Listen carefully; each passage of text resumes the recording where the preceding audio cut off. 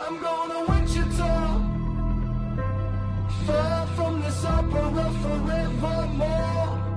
I'm gonna work the straw, make the sweat drip out of every pore. And I'm bleeding right before the Lord. All the words are gonna bleed from me, and I won't think no more. And this stain's coming from my blood. Tell me go back home.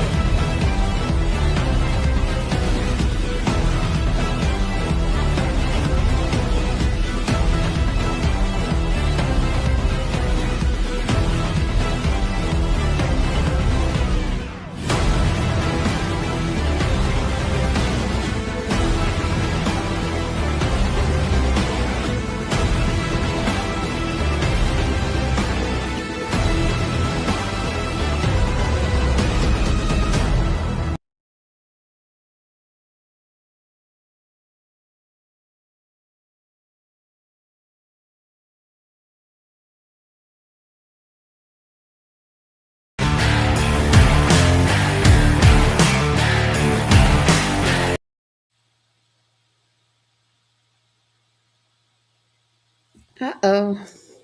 I got kicked out. I'm like, what And I didn't realize happened? I was kicked out because of Don't the leave me video. alone now.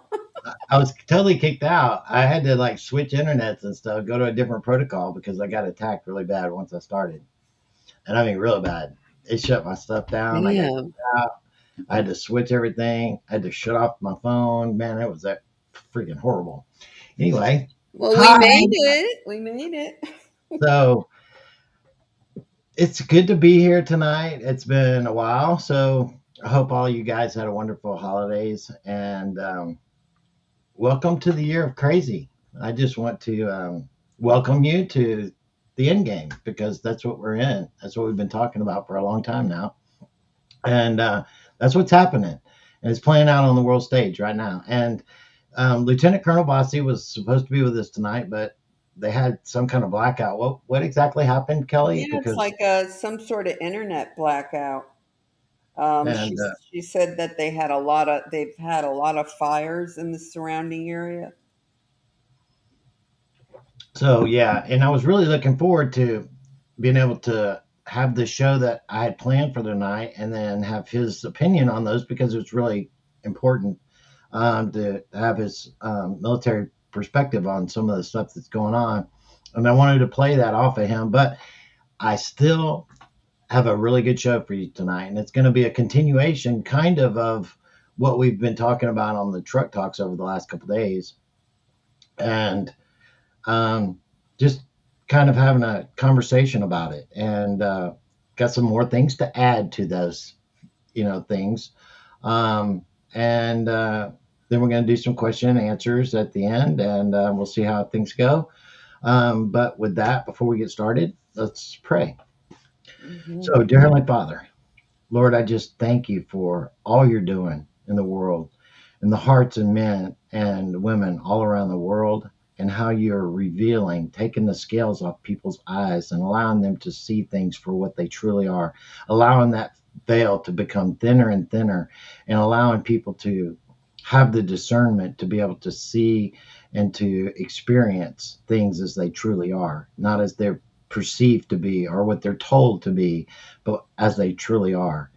And Father, we just ask for a hedge of protection around this call, that your angels encamp about us, that your angels are protecting our soldiers around the world and the missions that they are on, our leaders, Donald Trump and his team, and that no harm comes to any of them, Father. And we thank you for it.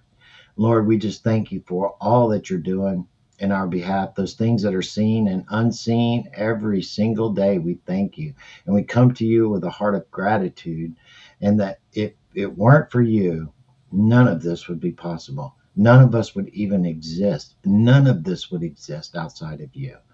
And we come to that realization and we know it, and we give you honor and glory for it. In Jesus' name, amen. Amen. All right. So, how are you, Kelly? I am doing awesome. How are you? Good. So, do you remember the conversations I had with you back? during the holidays when you were all feeling all worn out and stuff. And what did I tell you? Yes. What did I tell you? It's gonna pop off in January. Get ready. I told you, Get your what did you rest. need to do between now and then because shit's gonna hit the fan. Yep. He told me to rest up. I did, didn't I? Yep. Even though I wasn't able to because of my work schedule and I was working like a Hebrew slave. It was, I took every opportunity that I had to be able to spend time by myself in my sanctuary, my place of peace. Even if it was an hour or two a day, I really focused on trying to grow in my own involvement and not allow those things that were pressuring me from the outside to be manipulated by it. And so I appreciate the fact that you guys understand that that's why I had been kind of taking a little sabbatical because everything was like a pressure cooker, knowing that things are coming and that there was time that I needed to spend in my development so that I could continue to grow as well as perform my job duties and my work scope along with doing this. And so it's a priority number one. And with that, I'm going to do something a little different is instead of thanking a sponsor for sponsoring this show, because I don't have one and I do not have any sponsors, but I do sponsor someone, and he's one of our admins. His name is Jody, and he has a metals business, and that he lost his job back in 2020 because of COVID. And to help support his family, he actually started a metals business. And I've supported him ever since in doing that. And he posts on this platform with me once a week, and it cost him nothing. He's never given me anything, and I have bought a lot of things from him specifically. And so if he's doing business with me in my behalf, it's like doing business with me. Because if something's wrong, I will take care of it. That's why I do not allow anybody to advertise. I do not advertise with anyone, and I do not accept monies from anyone. I do this all on my own dime, and always have. And so, with that, let me share screen real quick because I wanted to share his information real quick. Captain, and after you're done with that, before we get started with like the videos and stuff, I just hopped on Brick's news site, and I just want to read just some of the headlines because like it's so many things that you and I have been talking about the past couple days. All right. It's going to blow your mind.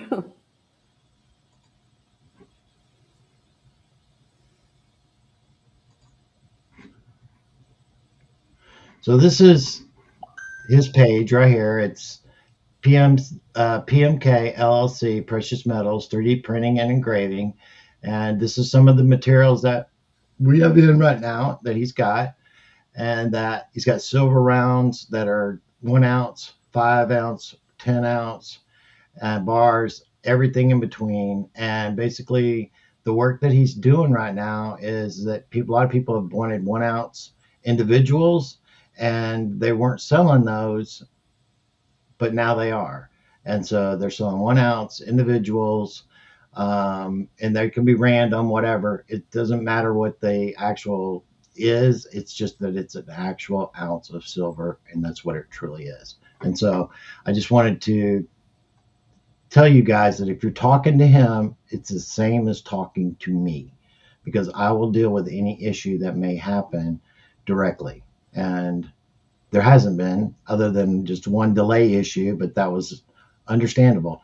This is a business that has shipping issues and things happen, but it was resolved and resolved correctly. The person did get exactly what they got paid for.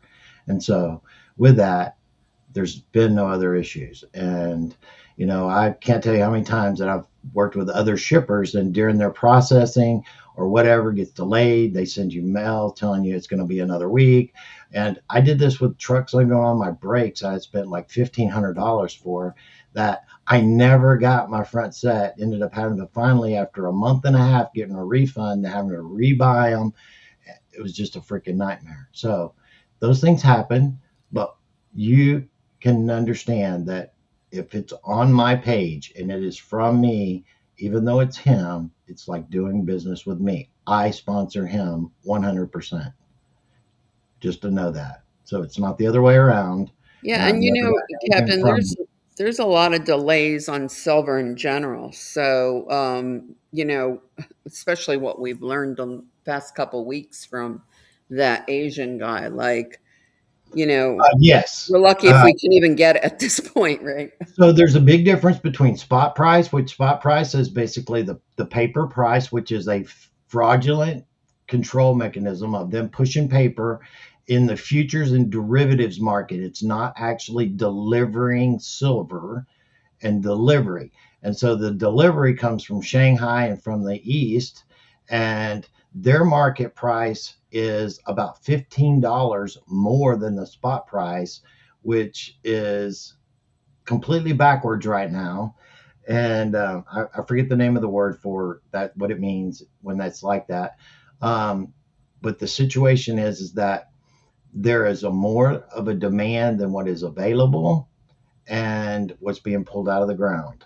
And this is just the way it is. And in the derivatives and the spot market, they have been manipulating the price by these futures contracts and never delivering product, but continuously making these large contracts, buying and selling them to manipulate the price and to control it.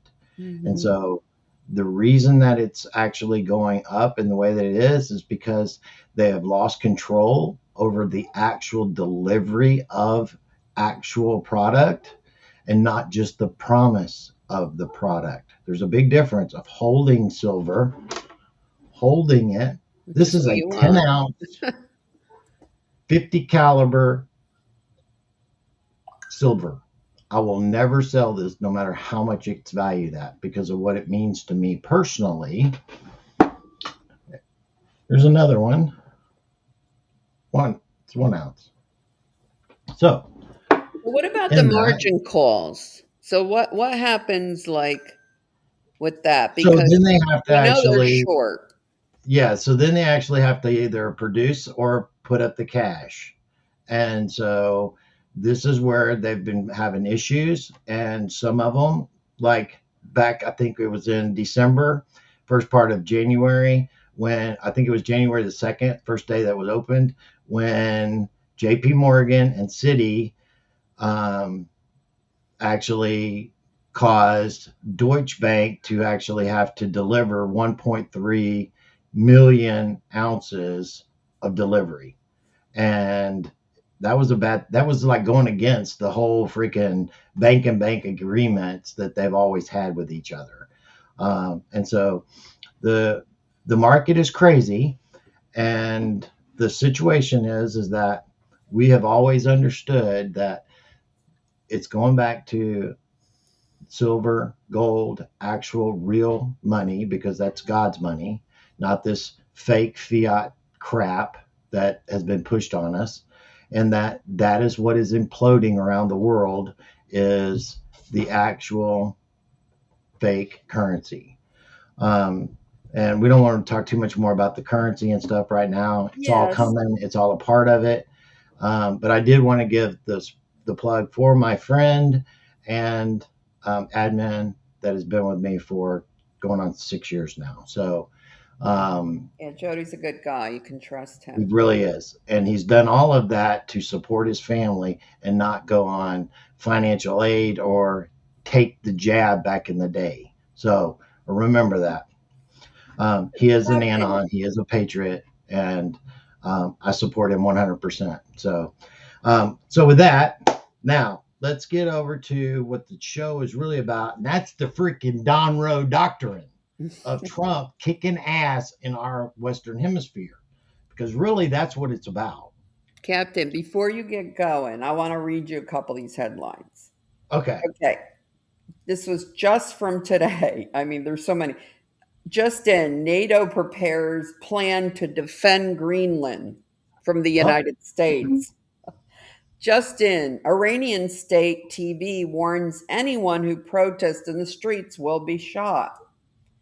More than 16,500 millionaires left the UK in 2025. I mean, it's just like, it's nonstop here, like all these things we've been talking about. How about Turkey seeks to join defense alliance between Saudi and the nuclear armed Pakistan, considering any attack on one country an attack on all. So there's the other part of the hemisphere, right? which I said today, I believe, or it was yesterday, that Mohammed bin Salman is and has been in 100% control of the Middle East and the Middle Eastern countries in that aspect. That was why Trump went there first, even before we bombed the facilities that was in Iran, because they were told what was going to happen.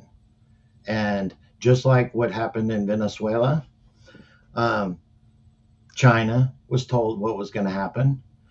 Russia was told what was going to happen. And not only were they told, but also Iran was told what was to happen. And there were 13 flights that were monitored leaving there, that were Chinese and Russian. And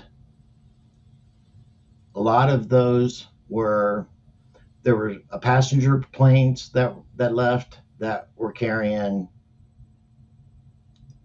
high level people that was within the country that were whistleblowers and that were a part of the um, oil and gas industry and the corruption that was taking place there. They were allowed to leave and are under protection.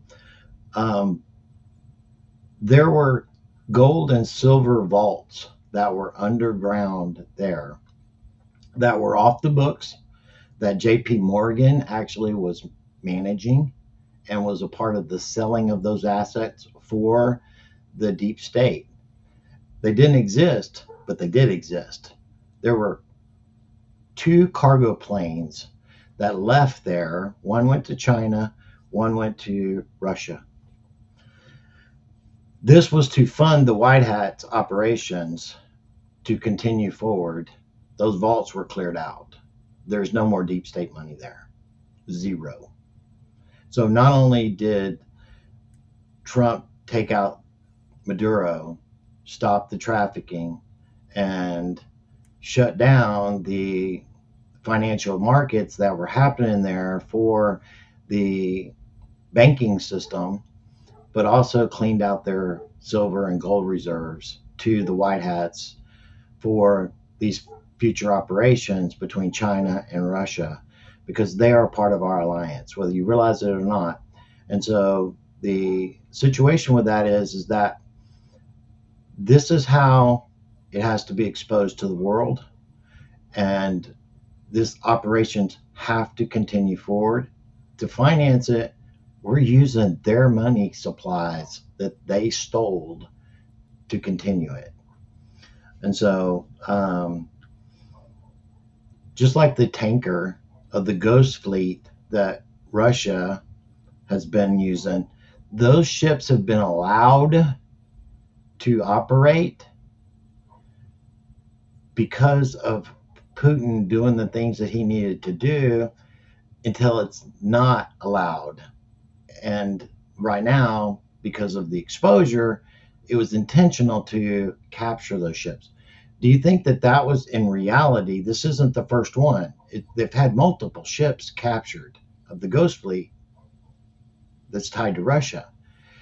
These ships, if this was actually a real conflict between Russia and the United States, that would be an act of war. We would be at war with Russia.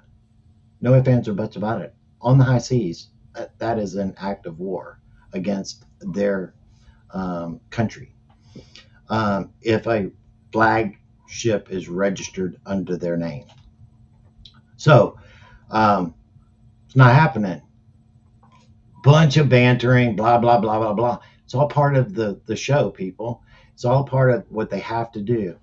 But when you talk about like Venezuela and how Venezuela fits into this, Venezuela going back into the 70s and 80s was a very prosperous and beautiful nation. And when the oil companies went in there and started putting in infrastructure, the refineries, they built roads, schools, hospitals. I mean, absolutely everything was beautiful, top notch. And the money was being shared along with all of the people there. And not only was the money being shared, but it was also the Venezuelan people were actually working right alongside with the Americans. And it was a very prosperous situation until the socialist system came in and basically the Marxist program took over and they wanted to nationalize it and steal all of the investment of the American countries, oil companies, and basically forced them out of the country. And they had no one to be able to run the places because their people didn't know how. It's not like you can all of a sudden just teach people how to run petrochemical facilities and refineries. It is a skilled labor that takes a lot of information, a lot of knowledge, and not just at the grunt level, but all the way up to control operators and engineers and maintenance. And it's a very complex thing to keep that dragon inside of the pipe. I know this is what I have done for a long time once I ended up getting out of the business of captaining ships and retired. I went into the oil and gas industry.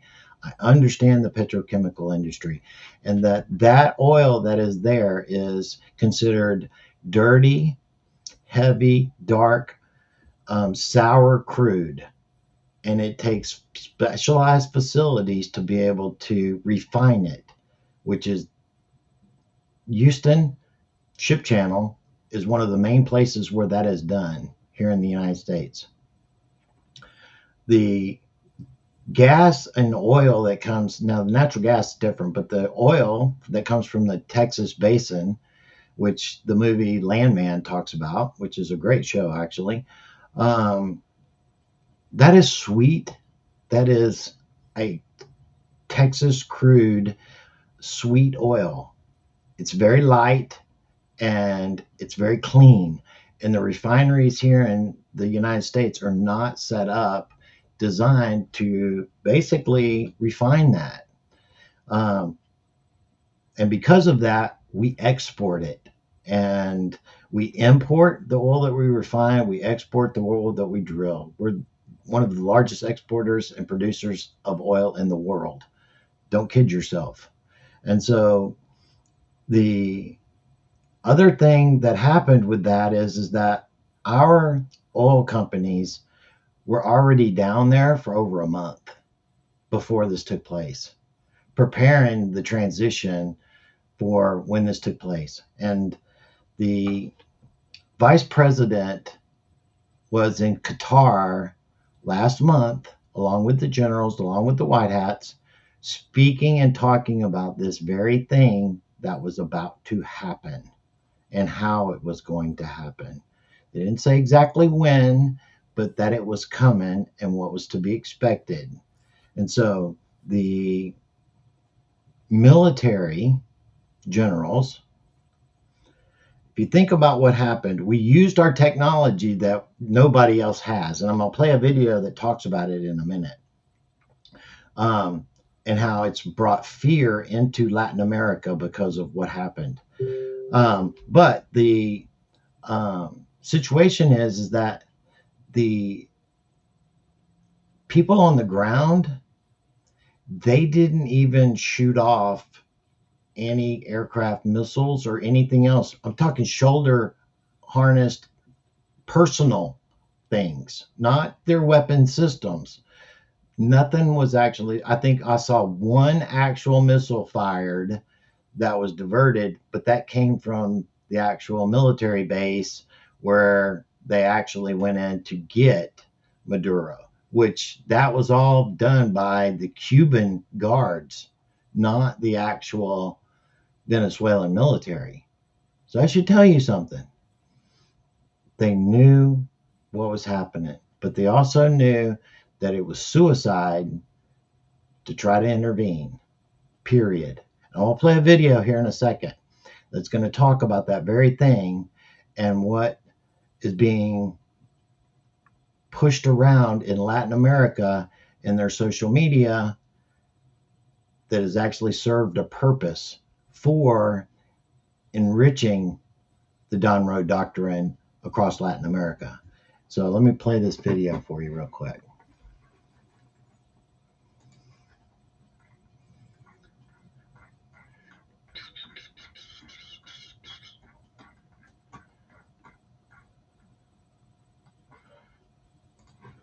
A security guard.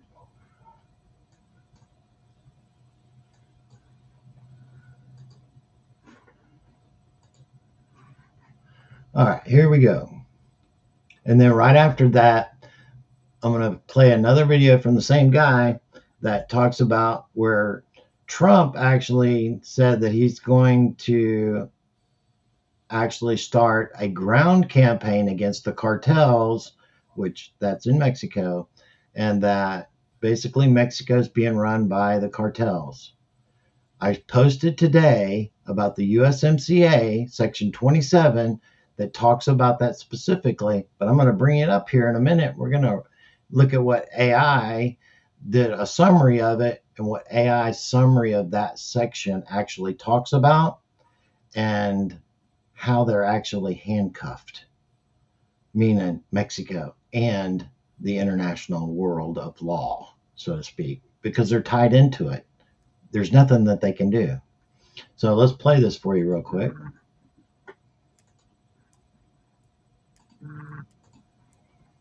Here we go. A security guard that was protecting Maduro has spoken, and you got to hear what he's said. It's in Spanish, but I'll translate. Also, Trump announced that, the cartels, they're going after him in Mexico. The whole vibe of Latin America has changed because of what happened in Venezuela. And now that we're getting first-hand accounts from people that were there, the soldier says they didn't hear him coming. He says the Americans had technology superior to anything they've ever seen. Everything that they were using for radar, for anything, was completely taken offline. They had drones, and the drones were taking out bases and taking out things faster. They didn't have no technology. They've never had to fight against drones.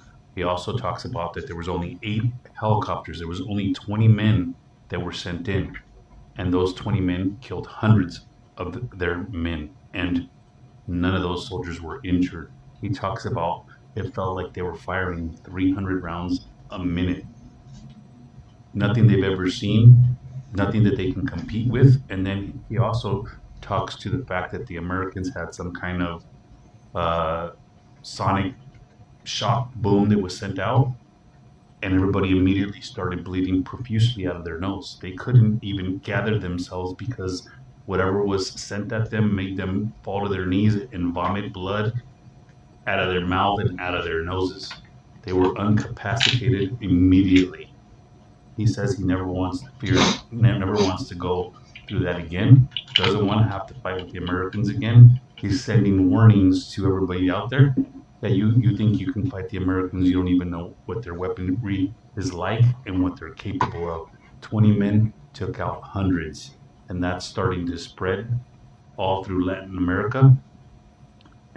And now they're not saying, if you want me, come and get me anymore. They're like, oh shit. Especially after Trump says, hey, Mexico, you're on the list too. Claudia has responded to President Trump in reference to him going into Mexico to take out the cartels. She says if he wants conflict, he can have it. She says, in every Mexican son, we have a soldier. Well, the Mexican sons that she's referring to are speaking out, and they're speaking out loudly all over social media. They're telling President Claudia, did you not see what happened to the security forces in Venezuela? Did you not hear that it was only 20 soldiers that did all that? They're saying, Claudia, we're not prepared for conflict. What do you want us to do? Use our slingshots and our knives? We're not combat ready. We're not going to be trying to defend the cartels. We don't like the cartels. If they want to come and get them, we would appreciate it. This is the social media response by Mexican citizens to their president, who says she's ready for conflict with the United States. What are your thoughts? So, this is a part of the psychological warfare that is being played by that one incident. So, don't think that Trump has not told people that we have technology and we have weaponry that the rest of the world only wish that they have. I've showed you some of it in the past of some of the technologies and weapons that they have that basically aren't on the books anywhere. And so this is a part of the game. Either comply or suffer the consequences. Play by the rules of engagement with the Monroe Doctrine, which is now the Donroe Doctrine, and do business with us in the way that you have signed up to, or suffer the consequences. There's no fence riders now where you can do business with us and then think that you're going to do business with the CCP or with the black hats of Russia or Iran. It's not going to work anymore. You can't play both sides. You got to pick a side and deal with the consequences. It's the way it is. It's the way it's going to be. That's the way that it is being enforced. That's why the enforcement of the Monroe Doctrine, which is the national security strategy that was put out in a 30-page document, 5 pages of it specifically speak about Latin America, our own hemisphere. This is why the word our hemisphere is being used so much by this administration and with the way things are actually happening right now. Because it's about us cleaning up our own backyard, because the one world order, which there was, had us always focused on the other side of the world, in the Middle East and Iraq and Afghanistan and everywhere else but our own backyard. And because of that, China slipped in the back door, so did Russia, and they started making deals and started doing the things that they were doing. And I hope you watched that video today that talks about the other countries across all of Latin America. It was one of the videos that was underneath the Truck Talk from today, that spoke about all of the different countries like Panama, Argentina, Bolivia, and so on and so forth, that basically when people were bitching about the difficulties that were going on here in the United States and why were we focused on these other countries that were down there when our farmers here need money and we need this and it's about stabilizing our hemisphere so that we can deliver for America first. We have to get rid of the and Russia was using inside those nation states. This had to be dealt with and was dealt with. And so it's all a part of the play, and it goes from Greenland all the way to Antarctica, every country in between, all of the Americas, North America, Central America, and South America, all one region, all being dealt with. And this is what this play is all about. Well, in eliminating the terroristic organizations and the operations that were going on in Venezuela with Iran, basically Iran's country is in chaos right now.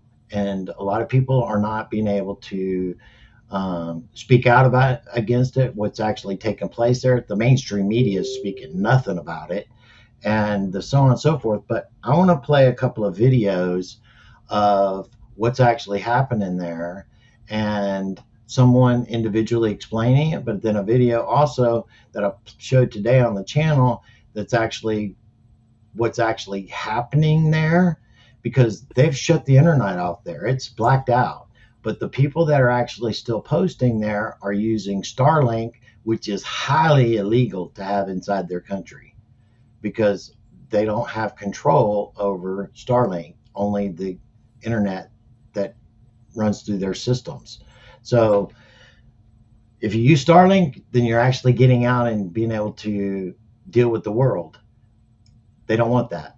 And so there's also a video that I have of Netanyahu today that was also a part of that video, that if Netanyahu was not controlled from the visit that he just took in Mar-a-Lago over the holidays, he would have never said what he said right now about what's going on in Iran and how brilliant that the Iranian people are. It's the regime that is evil that must go. And I said on the first truck talk yesterday that they're going to be attacked by Jerusalem. You watch. Not the people, but the regime is going to have strikes against them, and Netanyahu is going to be responsible for it. It's coming. So you watch. Captain, So- I just sent you a couple videos on showing people what's going on in Iran. It's crazy. Hey, do you know what's happening in Iran right now? Wow. So The ones so with the we- fire, the buildings engulfed in fire. oh yeah, it's really bad, people. If you Very, very scroll bad. down in your DMs, you'll find them. Okay. I'm going to play this one first, and then we'll go from there.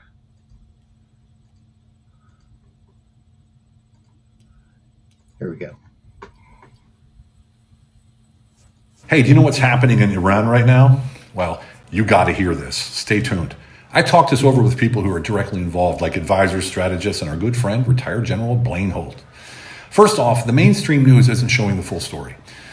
Surprise. This isn't just some angry protest, it's a revolution. It started about 12 days ago, and they've reportedly spread to over 100 cities and towns, including Tehran. There's reports of protesters overwhelming security forces in some areas and taking control of parts of cities. A quick personal note. Years ago, I ran a company in Hamburg, Germany with 70 employees. Half of them were Persian. So I personally hope for a better future for them. Now, what happened in Venezuela a few days ago may just be the catalyst for what's happening right now. Listen, as you know, the U.S. captured President Maduro and flew him out to face charges in New York. Considering that Iran and Venezuela have been close allies for years, linked through groups like Hezbollah, this certainly got the Iranians' attention and was a clear message to Tehran. Things can change fast if you push too far. And it was all done very publicly, just like the movements of the U.S. planes, troops, and intelligence to the Middle East recently. Those are probably being publicized to make Iran's leaders and the IRGC nervous. That's the Islamic Revolutionary Guard Corps. Some more. During the Venezuela operation, reports say that Russian and Chinese-made air defense systems didn't even fire, noting that Iran has those same weapons. Iranian leadership may start wondering if they have a safe way out of all this. The revolution-like situation is spreading, and opposition is apparently holding strong in many cities. If this continues, it looks like Iran could be facing a big shift very soon. And if you look at the U.S. National Security Strategy and the FSOC, the Financial Stability Oversight Council, all these things were discussed years ago, it seems. Another interesting point is that Russia and China don't look surprised that this happened. Like maybe quiet agreements were made before the Venezuelan intervention even took place. Remember, China has a lot of money tied up in Venezuela, about $25 billion in loans, which begs the question, why did their air defense weapons not even fire? Wouldn't they want to protect their investment? An interesting note that adds to the theory is that oftentimes export versions of these weapon systems have built-in controls or kill switches that the seller can use to shut them off remotely. So it seems there may have been a deal made. Remembering that Trump spoke with both the Russian and the Chinese leaders weeks ago. So in the end, it actually looks like China may be complicit in this Venezuela situation. And the grand bargain could look like this. Okay, China, we're going back to the Monroe Doctrine. You're leaving our hemisphere, and here are the terms. China pulls back from areas like the Americas, gets their $25 billion debt paid back and possibly cheap oil, and therefore stays within new limits and behaves, which could also explain why things are calm around Taiwan right now. Now that the U.S. controls the oil strike price, we can drive oil prices right down to $40 a barrel if we want. And if we do that, Putin's going to be in a more negotiable mood about ending the war in Europe, won't he? Putin can then go to the Kremlin hardliners, the war hawks who think that they can win a nuclear war, and he can say, the U.S. is selling cheap oil, they're going to bankrupt Russia. We have to bring this Ukraine war to an end. And the benefit to Putin is that it's a legitimate reason, which will once again strengthen his leadership and keep him in power. On top of that, it's going to end the NATO and the European Union's aggressive war drums, which in itself is very satisfying for me personally, because the children running the EU need to finally be put in their place of zero relevance in this whole matter. They've done nothing but make everything worse over the past years. If the Iranian regime falls, Iran could become friends with the West again and bring more stability to the Middle East. If this was actually the strategy from Trump and his team, to use Venezuela as a starting point, calm Taiwan, pressure an end to Ukraine, shut down NATO and the EU war drums, control oil prices, and break the 100-year-old global financial influence on America, it would be an incredible domino strategy, wouldn't it? I just can't imagine this all being coincidence. So with that, it sure is nice to have other people say the same things that I have been saying and have been leading up to. And let me play a couple of these videos about what's Captain, if I could just make a comment. So this dude is not a Q guy. It comes from a secular background. Right? Completely. So you noticed how he mentioned the alliance. So it's really cool to see people that are normies, I guess, in a sense, but are, plugged into the global happenings, start to connect the dots and see what we learned so many years ago. Yes, and understanding the fact that, just like I said, China and Russia knew ahead of time what was going to happen and did not intervene and did not speak out and did not actually do anything about it. Yep.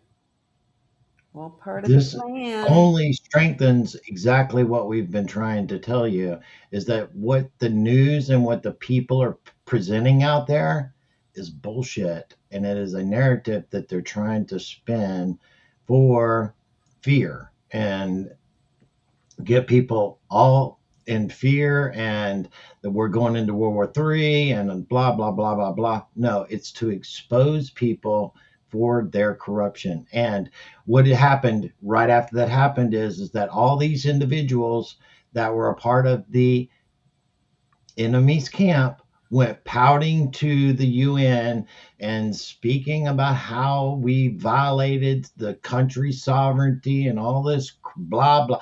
They're exposing themselves to the people. And just like Kelly read these headlines about NATO saying that they're going to have to defend Greenland.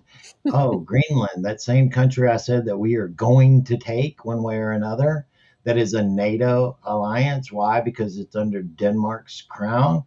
Yeah, because NATO is nothing and never has been anything outside of the United States. Neither has been the United Nations, which we pulled 66 bullshit freaking programs away from all of the World Alliance crap yesterday. And I think 8 or 9 of them were major UN programs, basically just giving them the finger completely because it's a joke.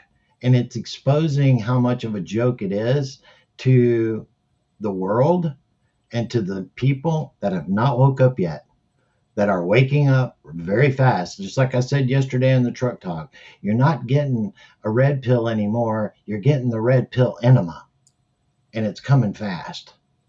And So, Captain Trump's reply to the whole threat of NATO doing that is that he says the United States will take Greenland the easy way or the hard way.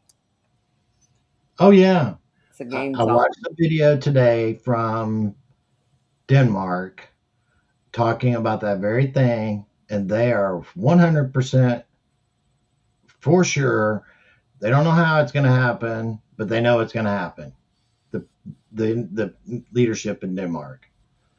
So it's like Trump is not telling us, like, for the fourth time he's going to take it, going back all the way to 2019 when he said he wanted to buy it, and we're not going to take him seriously.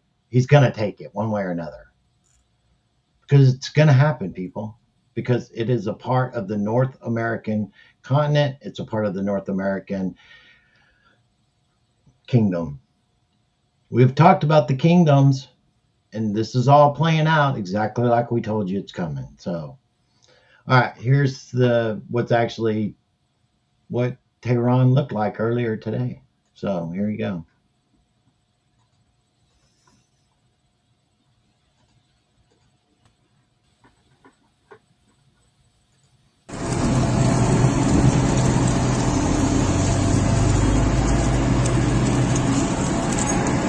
That's the municipal government building engulfed in flames due to an anti-government protest.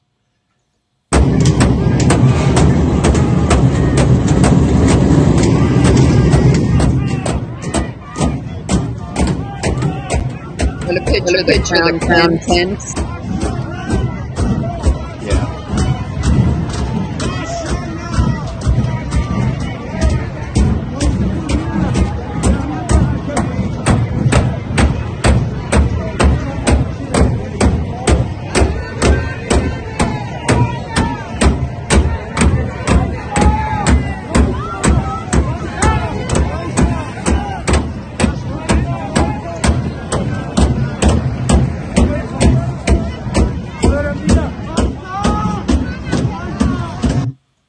What I'm about to say may surprise you, coming from the Prime Minister of Israel. But I categorically state, Iranians are among the most gifted and successful people in the world. Of course, there's one catch. When they leave Iran. You see, in Silicon Valley, entrepreneurs of Iranian heritage are among the founders and CEOs of Uber, eBay, Dropbox, and many other outstanding companies. The Iranian people are brilliant. They're innovative. So why is Iran so poor? Why is unemployment so rampant? The answer is in two words: the regime. Iran's dictators plunder the country's wealth. Isn't it a shame that Iran doesn't invest in its people? Instead, they divert tens of billions of dollars to their nuclear program, to the spread of terror around the world, to their aggression throughout the Middle East. Meanwhile, the Iranian people are the ones that suffer. I look forward to the day when the Iranian people don't need to go to Silicon Valley, don't need to go there to build the most successful companies in the world. Imagine Iranian and Israeli entrepreneurs working together in Iran and in Israel for the betterment of all humanity. That's my hope. That is my vision. And that can be our future.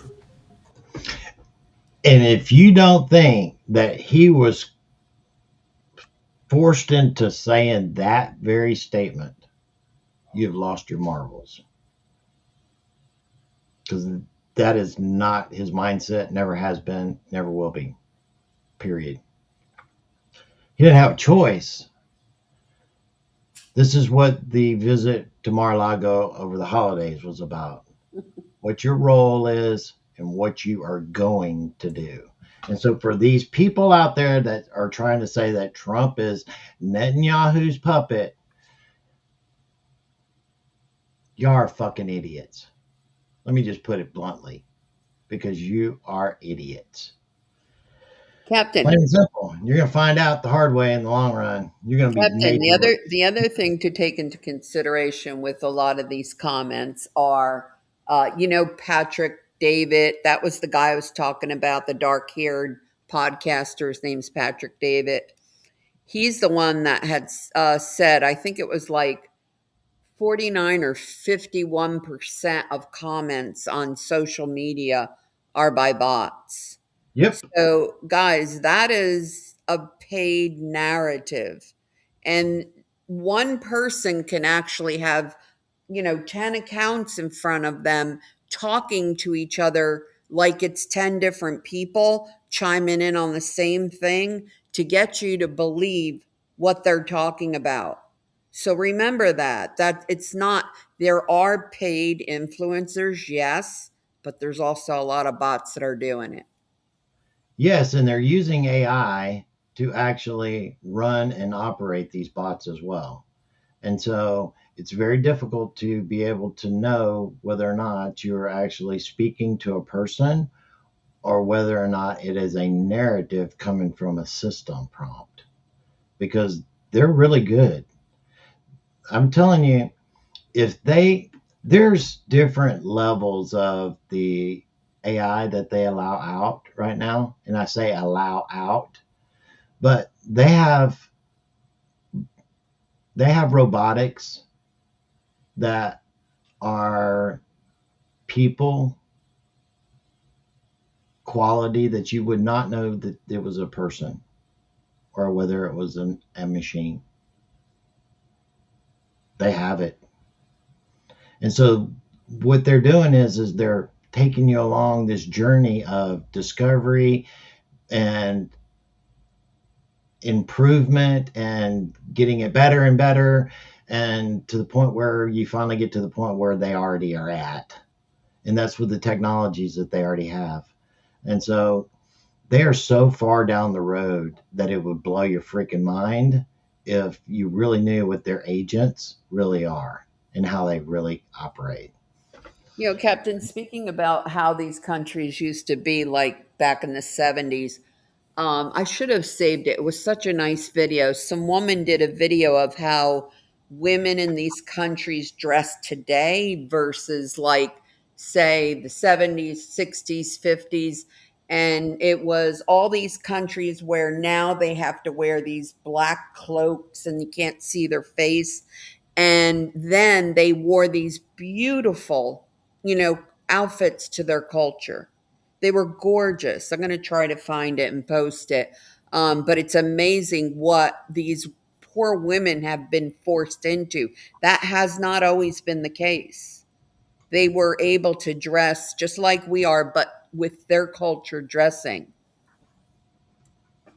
Yeah, absolutely. And it's amazing, actually. So, and this is basically, kind of what Trump's talking about with Iran and what's going on there as well. And I mean, you can see it for yourself. Over 1 million people rally Iran's second largest protests under regime. And the deal is that this is for real. And I showed you a video. That was the one that had Netanyahu in it today. It's like 14 minutes long, talking about all these different provinces and how the corruption has been and how they're sick of it and they're taking back their cities and their towns. And many of their police have been actually killed by rioters right now. And so it's not just the protesters that are being killed, but it's also the military. I mean, not the military, but the police officers are actually, some of them are corrupt and they're being killed as well in that access. But Trump is told that if the regime starts killing its people, what they've done in the past, and this is where they usually are at right now, when they're basically blacking out all of their communication out to the world, is when they start actually killing people to try to take back control of their country. Trump has already told them that we're locked and loaded and they know we're serious. That's why Netanyahu also came out and said that same thing, talking about the corrupt regime, and that gives him the credibility to be able to say we're only attacking that regime that's actually going after the people, and that we're standing with Iran. It's coming, people. All these cesspools around the world are being completely cleaned up. China is coming down the road. It's going to be later on this year, but they're going to have to suffer a major fall in doing so. It's going to bring their country to their knees, and the people are going to rise up, and they're going to be able to take back their country. Xi is taking them down this road on purpose. He's falling on his sword on purpose for the love of his country. I've told you this for years now, that this was coming, all of this, and it's playing out right now. That's where we're at. And so, let's see, where do I want to go next? So,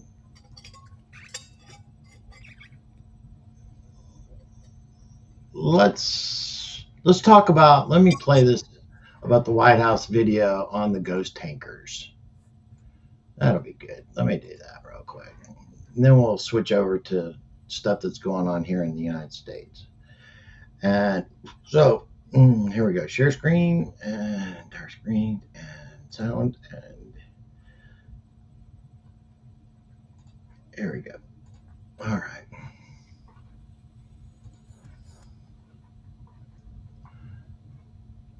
So this is the military coming in and taking over one of the ghost tankers where the military is actually putting special forces that are on there.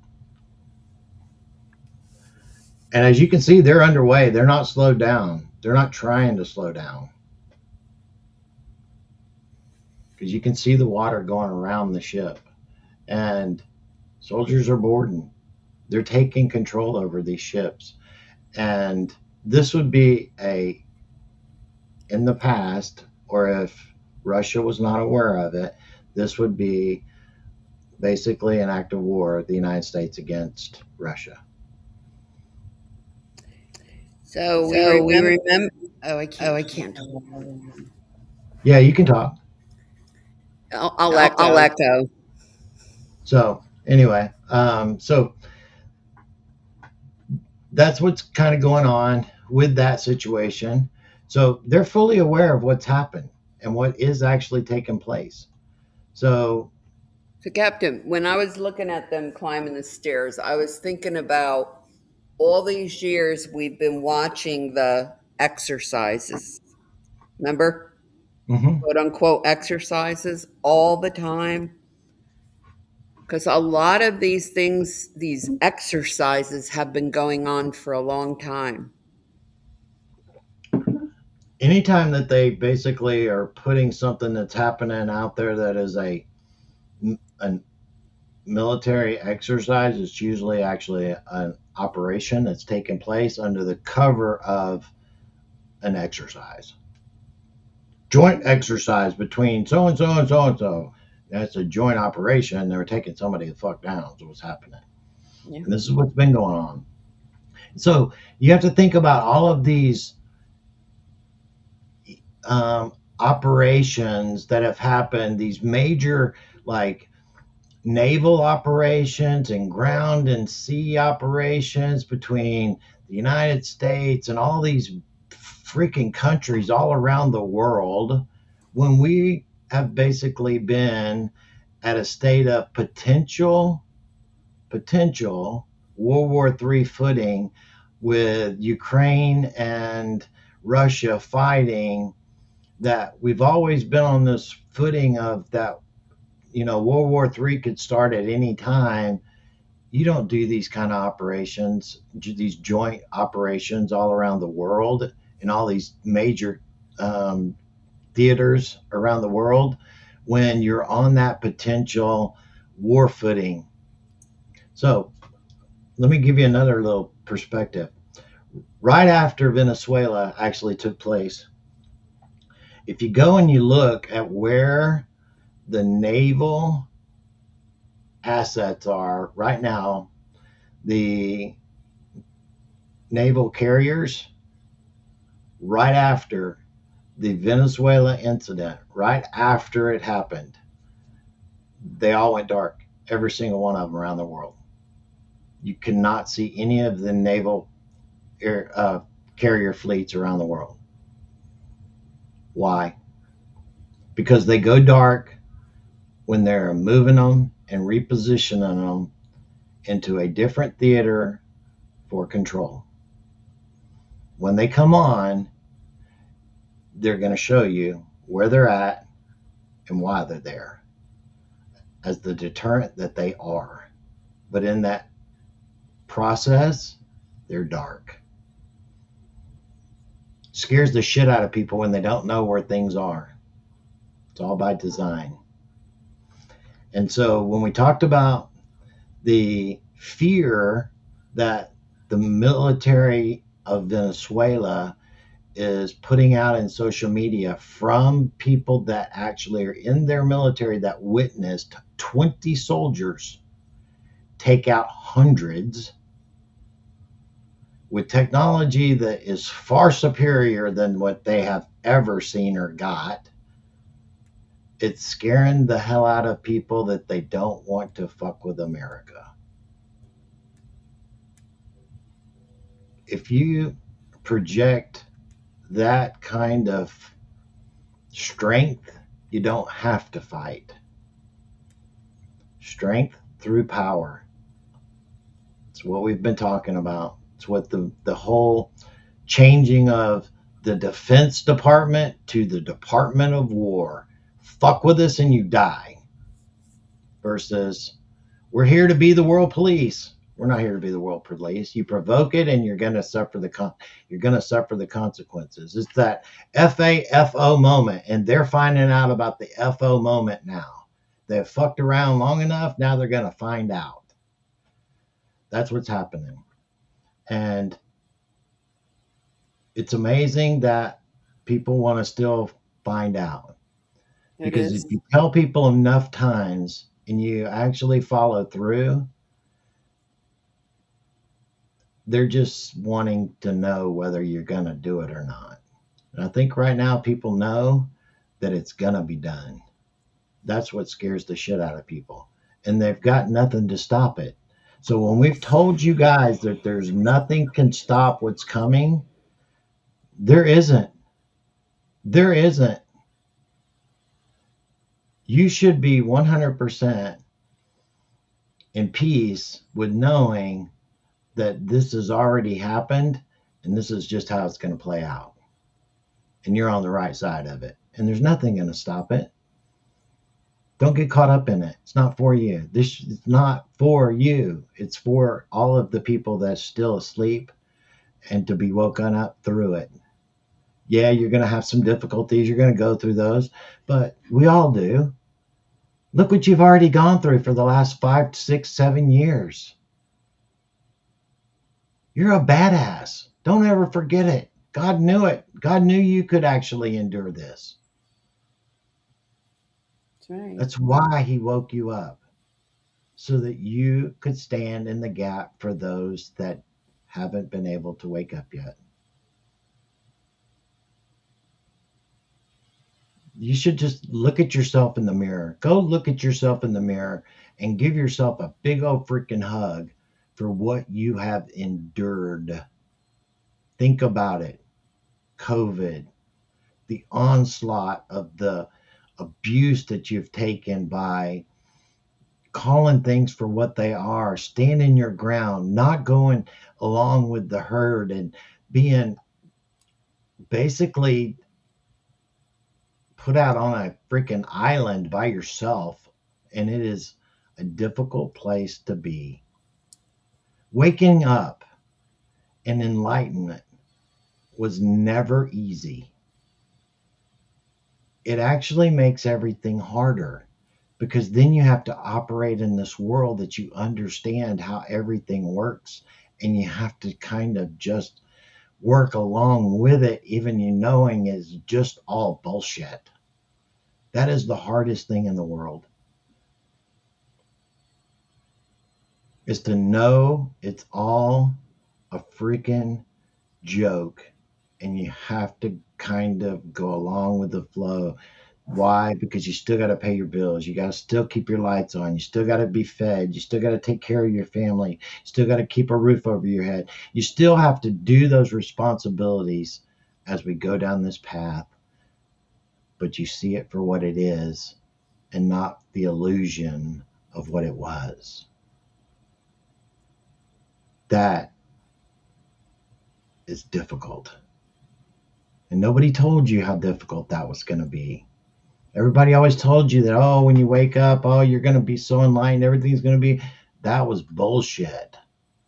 The more you know, the harder it is, because you feel everything more. Everything becomes more true to what it really is, and not the illusion of the perception of what it wants to present itself as. Even the people that are around you that are just small talk, want to talk football and Super Bowl and playoffs and like, would you shut the fuck up? But you can't say that because that's just not. But that's what I want to say sometimes. When I'm at work and I'm around all the guys and they're all wanting to talk about the football and stuff, it's like, I just can't deal with it. And I understand. This is not an easy place to be. But God picked you because he knew you would endure. He knew you could stand through it. And you would prosper through it. You've been through difficult times. We've all been down a difficult path. Yeah, it's all been for a purpose. All, yes, 100% purposeful. And it has all been specifically for you, your road, your journey. We've all been down a similar path, but it has all been individualized to each one of us specifically. And it's like, how do you finally wake people up? It's through the things that have to happen, the events, just like this shooting and stuff in Minnesota. You know, it's like, how in the past, you know, this happened a mile down the road from where George Floyd happened. Mm-hmm. A mile from the same freaking place. And he let that place burn to the ground. So many of those neighborhoods. yes, and the deal with that is that right now they are having all kinds of get-togethers and Blocking they're roads trying to off. start that whole little thing up again. But guess what? It's not going to work this time because too many people are awake. Just because those leftist crazies think that they can actually take over again, there's too many people that are like, oh, hell no, that ain't happening no more. Things are not going to go down the way that they did then. But if people wouldn't have gone through the experiences that they've had to go through right now, then it would have been very difficult for what is going to happen to be able to happen. I just want you to understand that. And so let's look at a little bit of that. And the crazy Tim Walz and so on and so forth, and how he talks about his stupid crap and that he wants that there's civil war. That civil war play is a part of that Podesta operation that I told you about for 2020. If Trump was to win, that was the plan they were supposed to invoke. Well, that got turned around on them. Now they're forced into doing it now, and they're out of control. They're being controlled to do it. And because of that, it's exposing them all. And we know from Q that anybody that doesn't seek re-election has been dealt with, and who actually said they're not going to seek re-election. A lot of these individuals, they're dropping out, things of that nature. And so let's listen to see a little bit of what this little crazy man had to say. And then we're going to watch the videos. We're going to watch multiple ones that have to do with it and let people make up their own minds. But the deal is that there's really, you can't not trust your lying eyes, right? Right. So here we go.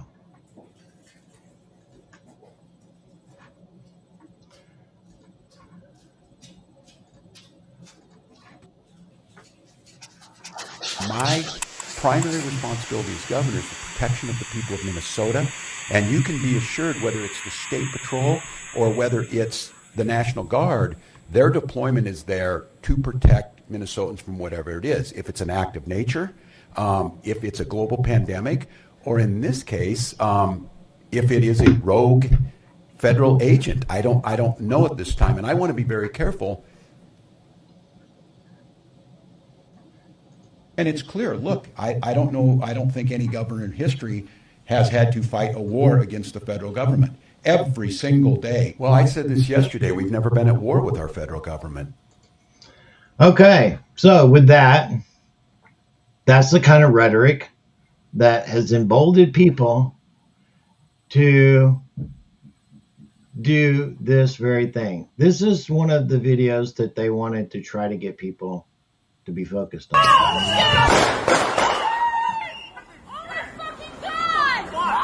What the fuck? Let's play that again. And acting like it was crazy. But let's look at it from a different perspective. From the front side that was down the street that I played the very first day for you guys and put out there.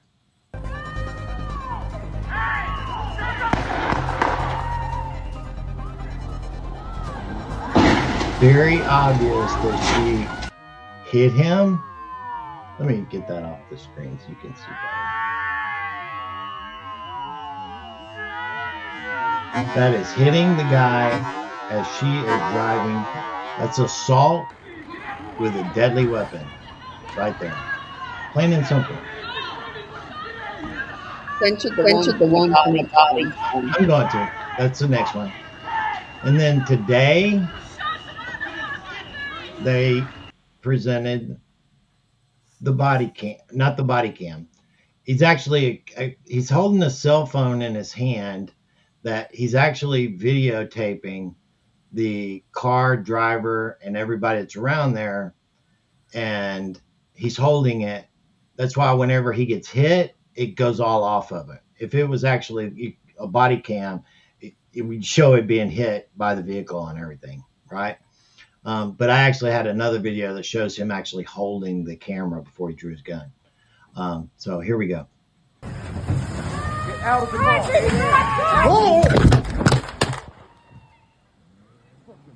Did you not hear him being hit?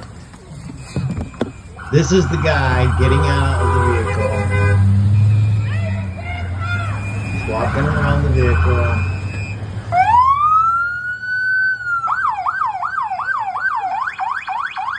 That's fine, dude. I'm not mad at you. Show your face. I'm not mad at you. That's okay. We don't change our plates every morning, just so you know. And he walks around the other side. That's fine. And he's got his camera because you can see it in the reflection of the vehicle. You want to come at us? I say go get yourself some lunch, big boy. Go ahead. And so now they're walking up to the car. She's trying to get in. He's walking in front of it. And that's when she hit him. Pretty obvious. And so anybody that doesn't want to see things the way that they truly are is trying to provoke you into what you believe and not what your eyes actually tell you. Look at it for your own self and you tell yourself what you want to believe there. And so we're going to do one last thing because this is all a part of the Podesta plan. This is all a part of the separation. Just like Walsh has said that he wants to now actually enact the National Guard against the federal government? No.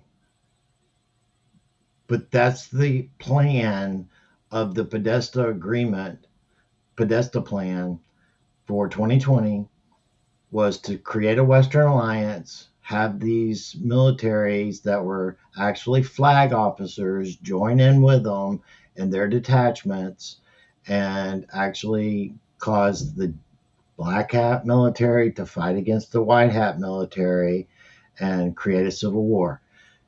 Look at the Civil War movie that was put together on Netflix back in 2022, that was put together by the Obamas, that talk about this very thing, about the Western Alliance and this whole, it's all scripted. It's all being based upon that. And that's what was actually supposed to take place. That's what they're being forced into.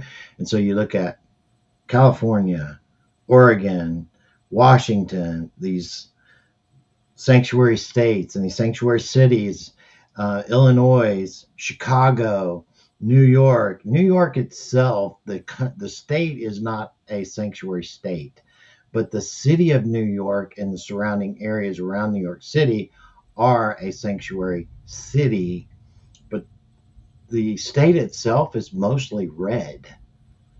But the city of New York has got so many people and is so blue that that's why they've been able to control and manipulate the elections because of that. California is the same way. There's so many people that I know that live in California that do not live in LA or San Francisco or San Diego. They live out in the suburbs or the country, that they're deep red there, always have been. But they manipulate the vote and control through Dominion, through the voting systems, and turn that into a super majority Democratic blue state. It's all been rigged, and they're criminals hell. It's all been exposed. And let's talk about that fraud, because fraud vitiates all. And this goes back to the 2020 elections, and that was a part of Smartmatic and Dominion. Oh, who was over in Venezuela? Because that's where it came from. Oh, yeah, that's right. Maduro, and he's in our custody right now. Imagine that. The same one that's sitting there with the officials in his little his like hoodie and stuff, not even in like detained clothes, and he's sitting there in handcuffs like this. And then he's being perp walked, and he's telling the media, Happy New Year. I mean, come on, people. Really, seriously. So, fraud vitiates all. This is what's going to take down these countries that have these leaders in it that were put in place by these voting systems. It's all coming to a head right now. It's all fraud. And fraud is being exposed. And let me let J.D. Vance speak to that specifically, because we are now having a assistant attorney general that is going to be responsible specifically for fraud across the entire jurisdiction of the United States. Isn't that great? They're all fucking going down, just like we told you they were. It all has to play out in a process lawfully. So, key word, lawfully. Trump is a law and order president. This is how it has to go down. Let me play this for you, and then after that, we'll talk for a minute, and then we'll do some question and answers. I think we've been on for, hour and a half already. So, if you're a young parent. Here, hold on. Let me get this real quick. Do. Could not be said better, period. Here you go. If you're a young parent struggling to afford childcare in the United States of America, there are programs that we have to make it easier for your kids to get in daycare, for your kids to get in preschool. Those programs should go to American citizens, not be defrauded by Somali immigrants and others. Make it hard for you to get the access to the resources you need. But number two, making it easier for people who shouldn't even be in this country to fleece the United States and our taxpayers to begin with. We have actually activated a major interagency task force to make it possible to get to the heart of this fraud. We have Department of Agriculture resources that are focused on SNAP fraud so that people who need food benefits can get them, but illegal aliens and other fraudsters don't.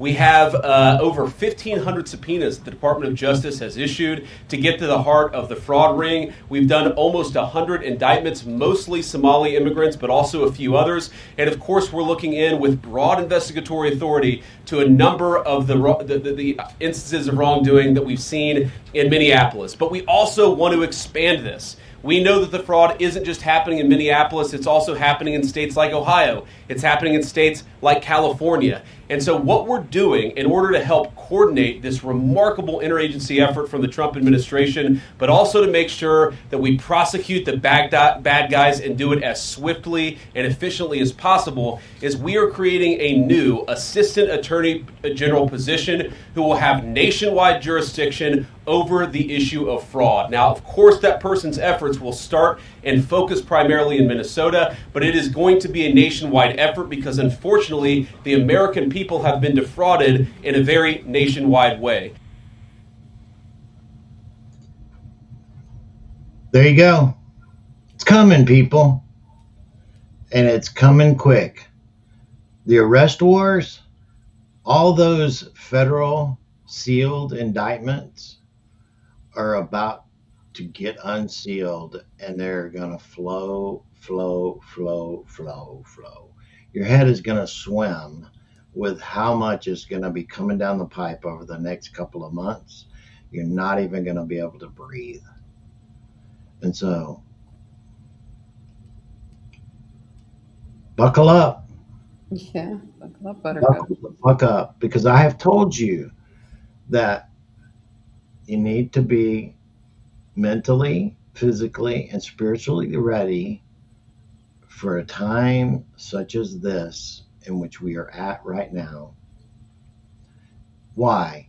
So that you don't get caught up in the crazy that is going to be unleashed on the psyche of the Americas, the world, and the people that are around you.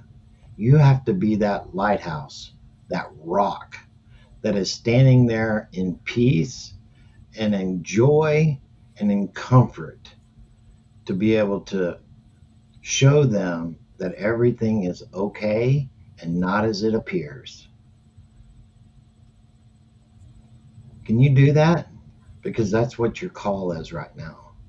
And you can. That's why you woke up, to prepare you for that very thing right now. I got faith in you. You've been through so much. You can do it. No doubt about it. You stood against the greatest onslaught and psychic bullshit that has ever been unleashed upon a population of COVID and this shot shit, that you stood against it all. Spoke out against it. Didn't succumb to it. And those that got pressured into it, I understand why you went that route. Whether it be work or whatever, responsibilities, I understand. And I still love you for it. My father-in-law and mother-in-law were suffering the consequences of that. They both actually took it. And their health is shit right now. We're having to deal with it. Not stopped loving them because they went down that road. At all. And let's remember that a lot of them were saline. Yes, they were. Some, and different measures of effectiveness as well too. Some were the full jab, and those actually were the ones that you saw people fall out and die. Then you saw some that are just affected by it. Some that's partially to different degrees of how much was actually in it because they had to spread it out. And then a lot of them were just saline because there was no way they could manufacture that many for that amount of population. And that was what was a part of Warp Speed, was pushing it out there faster than they could ever manufacture enough of it to save people's lives worldwide. Think about it. So, All right, you want to do a couple questions? yeah, we can do that since I've talked here and showed people what's going on for the last hour and a half. Okay, Luke, do you remember Luke, Patriot in the Park? Yes. Yeah. So he has a question comment. He says, since your last Endgame podcast with Lieutenant Colonel Bosi, I've been through the conspirators hierarchy committee of 300. Totally amazing and so true. A story the American people should know more about. Thank God that the White Hats and the Alliance intervened to thwart their agenda more than 30 plus years ago. Will you ever have a program on your channel with Lieutenant Colonel to disclose how pervasive the Committee of 300 was to control the world government and every aspect of our society for the last several hundred years? Thank you, Kelly. It's Patriot in the Park, aka Luke. Would that discussion not help everyone understand more easily all Trump is doing with the other global leaders? Yeah, but I don't think it's time right now. It would be good for people that are already more awake and down that pathway versus people that are just waking up, and it's kind of overwhelming because there's so much other stuff that people can start off with, like with um, the videos from uh,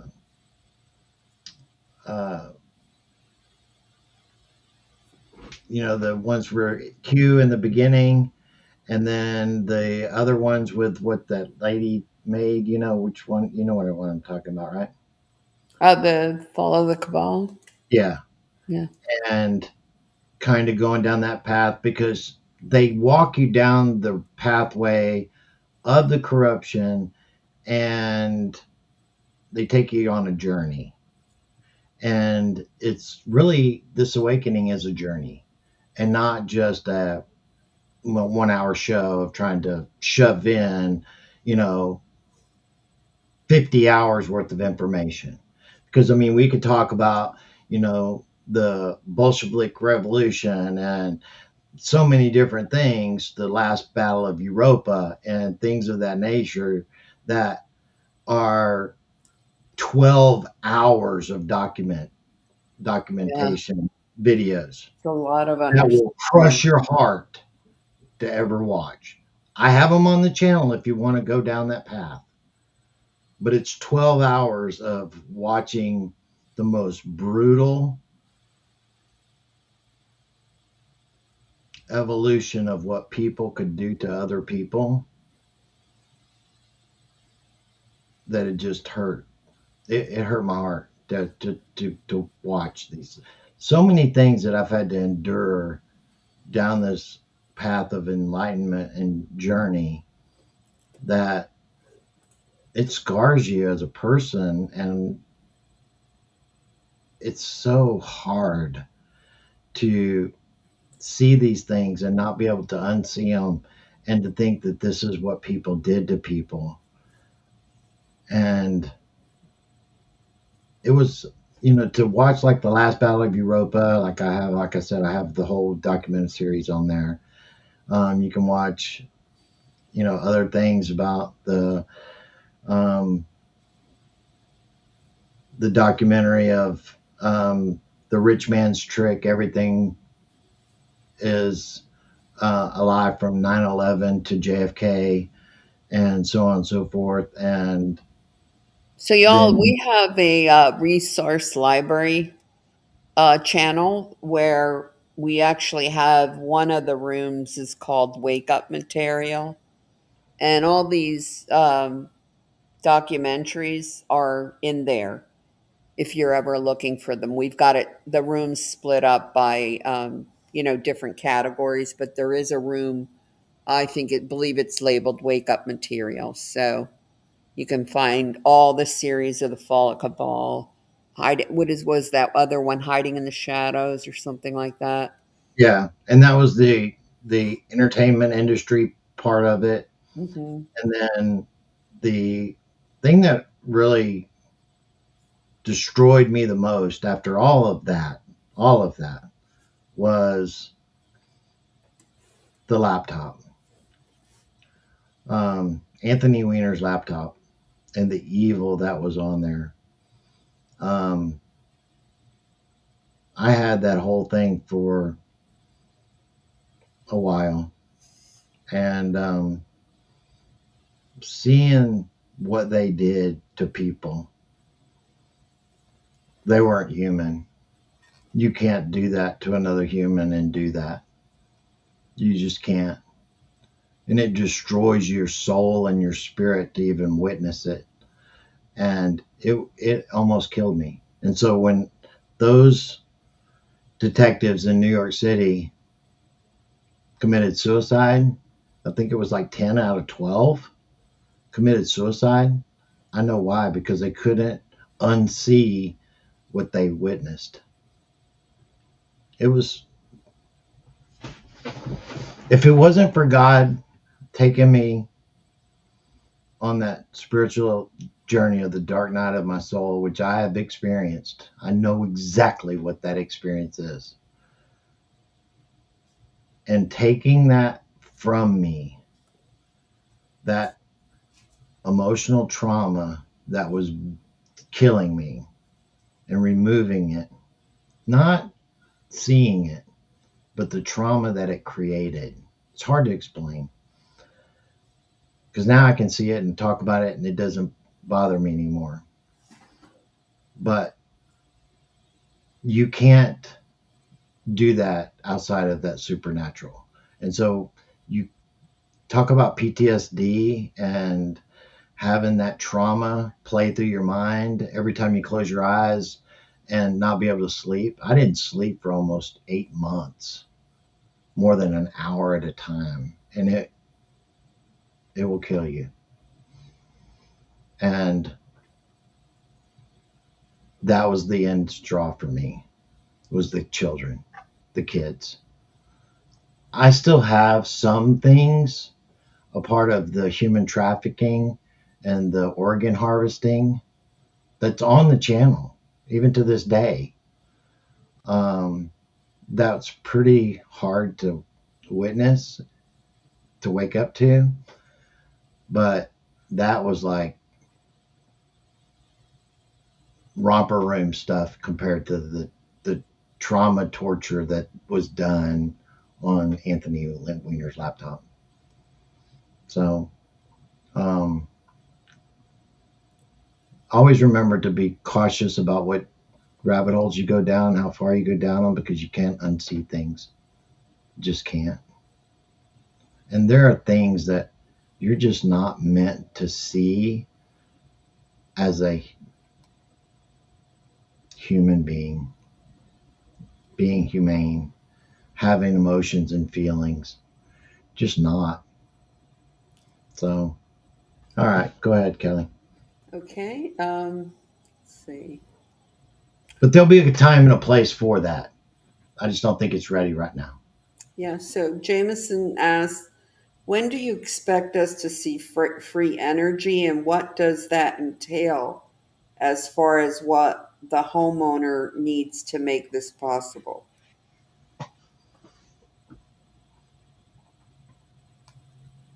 So I know that it's being prepared, but as far as how soon that it actually gets to the public, I don't know if it's going to be this year or the next year. um, because it's going to be, these things and technologies are going to be rolled out in a way to control without collapsing the economies of the world. And the world's based on oil and gas right now. And if all of a sudden you were going to remove that, put us on free energy, yeah, it would be a benefit. But the entire economics of the world system is based on oil and gas. And so when I talked about that oil and gas in the future is not the future technology, but it is a transition material between now and then. And I think that in all reality, it's a couple of years from actually being 100% predominant. But I think it's going to start having effects on the market with these technologies making it cheaper and cheaper and cheaper. And like the quantum initiative plans and all these other programs that are being enacted right now, like the one that just came out that takes all of the technologies and all of the research and everything going back all the way to within all the departments and everything, sharing data, tying that all in with the quantum technology research and AI and everything else, and how they're going to use that to springboard technologies and inventions. Oh, look, we just came up with this technology and this caused us to be able to do this and this. Oh my God, look at this. And it's going to be like a domino effect of growth and expansion, where it's going to be like one day we're going to be like this, and the next couple of years we're just going to be like, I don't even recognize this place anymore. That's kind of how it's going to go. And we're starting off right now with the collapse and the destruction of all of those old controlled manipulative systems, and allowing the new technology to begin to start to roll out that is already here. But it's going to come out, and as it comes out, it's going to make more prosperity and easier for things to happen. And then it's going to be, oh, look at this great discovery we just had, and look at what it's going to do, and it's going to change this. And that's how it's going to kind of roll out. All this is going to be like happening, but it's supposed to all kind of happen in a organic way. That's important.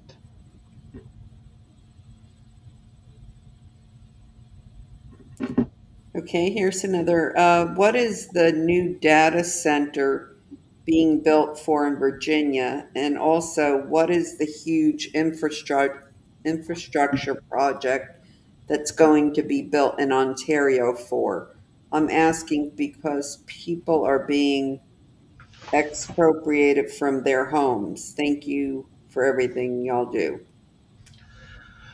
So I'm not sure really about the Ontario one, but I can tell you that all of these new products, I mean, new projects, basically are about future transition and future prosperity, just like these data centers and everything else. It's a part of being able to simplify our reality, because we were never meant to work. We were never meant to do the things that we're doing. And it was about to bring on a capacity of technologies that are going to be able to do almost all these manual labor jobs and physical jobs that we have, and even very technical jobs that basically they've told us about universal income. It's not going to be basic universal income. It's going to be high paying income, that it is not like welfare, but it is a sharing of the prosperity of the country. Look at how the people that live in Qatar, Let's just use that country as an example. Well, the people that are Qatarians that actually live there share in the wealth of the nation. And they're all sick freaking rich because they're all a part of the wealth of the nation, and they do whatever the hell they want. They start all these other businesses and companies and everything. They don't have to do any of it, but they do it because that's what people do still. Just because you have a bunch of money doesn't mean you still don't do things, or you don't still want to contribute your creative mindset into the world to make the world a better place, even though you treat the world as your playground versus your hellhole, and that you're forced into doing things because of the mindset of the only thing is real is death and taxes. Bullshit. That was a lie. That was the manipulation. That was to make you not know who you were and your true value. But the wealth fund and the sovereign wealth fund and these your QSEP account and your bonds that are in your name and all, you have so much money that you have no idea how much you're worth right now. Even though you may not know it yet, and you may be struggling from day to day, and you may lose your home and whatever, but whenever you get to the other side of this, it was an experience that you went through. It's going to make you the person that you're going to become, and you're going to be grateful and more grateful because of the difficulties and the hardships that you endured. It's going to mean more to you. It's going to mean so much more to you than if everything just was, easy peasy all the way through all this and you didn't have to truly suffer. I've went through hardships. You've gone through hardships. We've all gone through different parts of hardships in this journey of who we are and what we're experiencing. And based upon that, it teaches you lessons along the way of that experience so that you can share, you can grow, and you can become that person that you were always meant to be on the other side. And I'm not talking the other side as in dead other side. I'm talking the other side of these experiences going into the quantum golden age that you and I are both going to be a part of. This is the greatest time to ever be alive in history. And you are a part of it. They're going to write books and movies and documentaries and so much of what we are experiencing and have gone through right now. And you are a participant in it and bringing it to pass. Be that lighthouse. Stand your ground. Don't go chasing the stranded ships in all the directions. That's not what a lighthouse does. Shines its little light, shows the way, and it allows them to come to you. Always remember that. All right, Kelly, let's do another one real quick. Okay, so Janet wanted to know if we aren't getting free energy for a while, will the energy companies be called on their corruption? My energy bill has tripled. So I was just kind of doing a little AI search on that. And they said, although they use natural gas, the oil prices do affect the energy prices.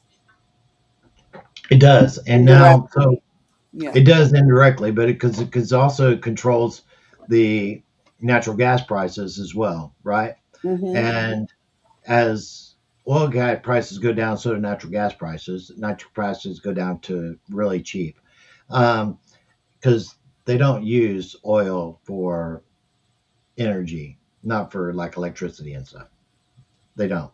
They use natural gas versus like these like turbines and you know freaking solar farms and that stupid shit. That was just retarded.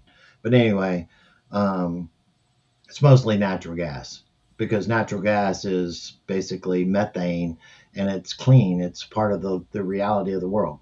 And It's a C1, if you want to know the truth. Carbon 1. I'm very familiar with carbon 1s, carbon 2s, carbon 3s, carbon 4s, and carbon 5s because I manufacture them and bring them into existence through cold fractionation. Look it up. In that process, they're bringing on technologies that are going to change energy cost exponentially. Why do you think that Trump's technology company just merged with a fusion company? And it's technology that is way advanced over like nuclear technology. It's not the same thing, not the same way. And when these become online, and they've already been doing this, it's already been developed and so on and so forth, but whatever. Energy prices are going to drop dramatically. And as they drop dramatically, so does the economy's consumer prices overall, cost of doing business, transportation costs, everything across the board begins to fall as well. And it allows the transition to be smoother as it goes down versus we have it, then we don't. And so the thing is that we're still going to use oil and gas, even though we're not going to use it for energy, because we still need lubricants and we still need oils for different applications. And so to get that, you still have to process it, still have to do that work, but it's not profitable because it's not being done because of gasoline and diesel fuel and jet fuel and aviation fuel, which is, they're all not the same. Jet fuel and like regular aviation fuel, which is they're like JP9 and JP4. They're different levels of aviation fuel, just like different levels of, you know, regular gas and super unleaded and so on and so forth. But it's all a process to keep from the world crashing. It's taken it by major leaps into the future technologies, which is going to dramatically drop your bills and things of that nature.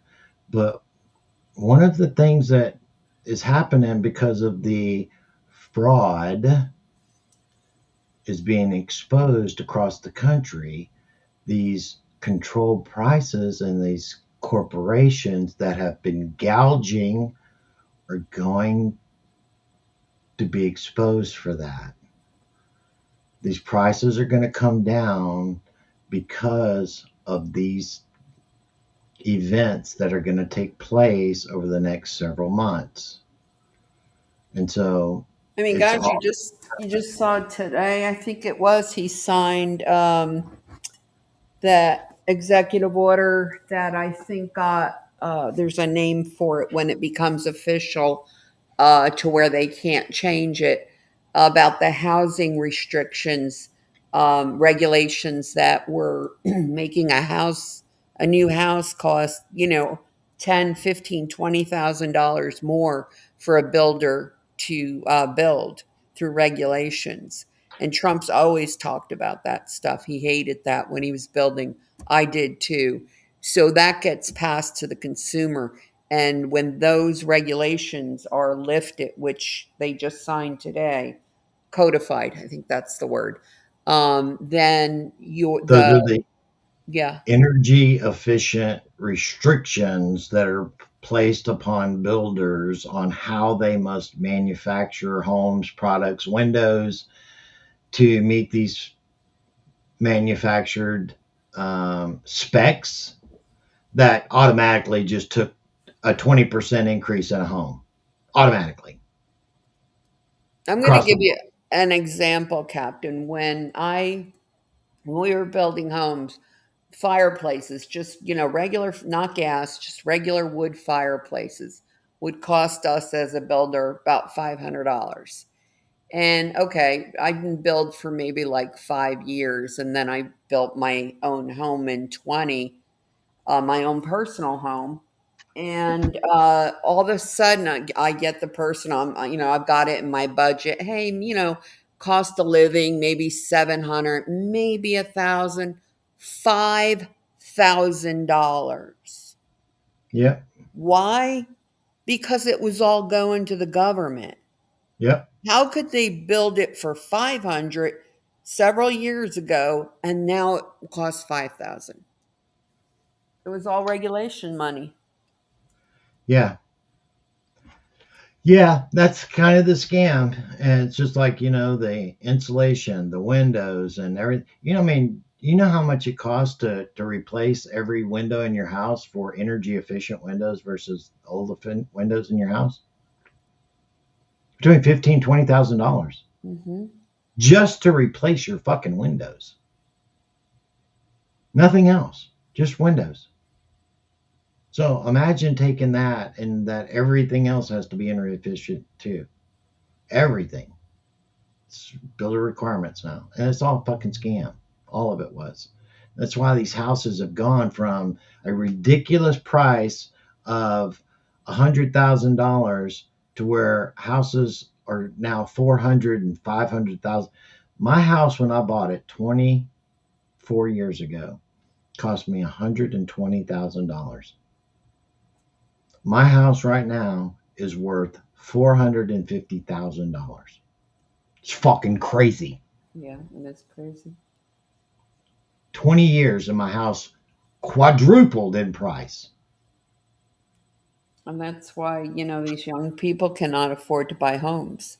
That's right. So, he's working on all this. There's no magic switch. So you just gotta, as the saying goes, let him cook, because he's doing it, and he's got so much. I mean, all the things we've been talking about tonight are just like a tiny fraction of what this man is working on.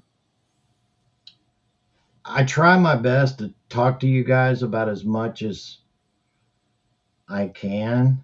And as you can see, just between the two truck talks and today, if we put those all together, it's been 4 hours of talking. And that's just a couple of days worth of stuff. And that ain't even getting into everything. It's just that much of what is really going on. See things for what they are. When they try to tell you something, it's like, what are they not telling me? And if they're telling me to do this, I need to maybe be doing that. If they're telling me to go there, I need to be going there. Always remember, it's something other than what they're telling you. Always. The left hand doesn't want you to see the right hand. The right hand doesn't want you to see the left hand.